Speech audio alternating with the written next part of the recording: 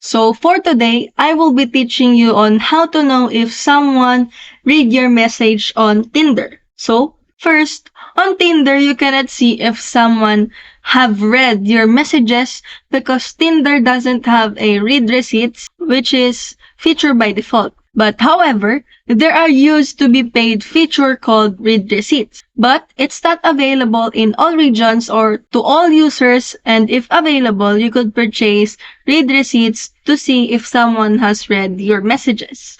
And how to check it. If it's available on your account or in your region, you just have to open the chat with the person you wanted to check if he or she read your message. And if you have read receipts enabled and the other person has read your message, it will also indicate so under your message. And some alternative methods, if they reply to your message, it's a clear sign that they read it, of course. But sometimes, their online status can also give hints. But Tinder doesn't officially show this. And that's how you know if someone read your message on Tinder.